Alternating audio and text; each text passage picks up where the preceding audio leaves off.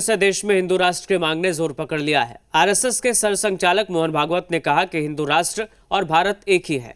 इसके बाद से विपक्ष और मौलाना भड़क गए हैं। कोई इसे गांधी का नाम मिटाने की साजिश कह रहा है तो कोई देश को नेपाल और श्रीलंका बनाने की धमकी दे रहा है। आखिर हिंदू राष्ट्र से विपक्षी पार्टियों और मौलानाओं को दिक्कत क्यों हो रही है, रिपोर्ट में देखिए।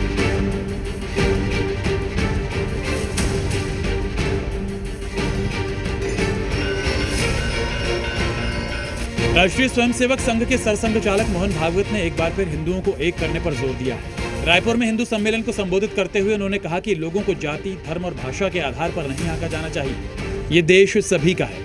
अपने आंखों से अलगाव और भेद को निकाल दो,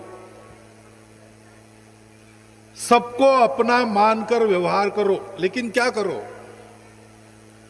तो आप जितने इलाके में रहते घूमते हो, जितने इलाके में आपका परिचय है, उसमें जितने हिंदू हैं, हम तो सब हिंदुओं को एक ही मानते हैं, लेकिन दुनिया हिंदुओं में प्रकार मानती है।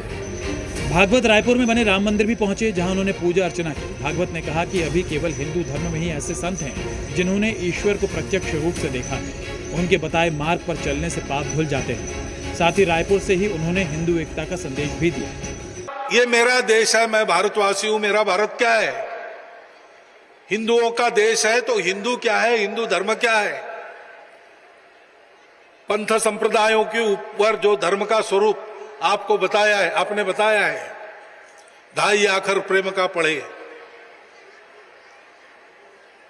जब परहित सरिस धर्म नहीं भाई, पर पीड़ा सम नहीं धर्म अदमाई। वो धर्म वो हमारा है।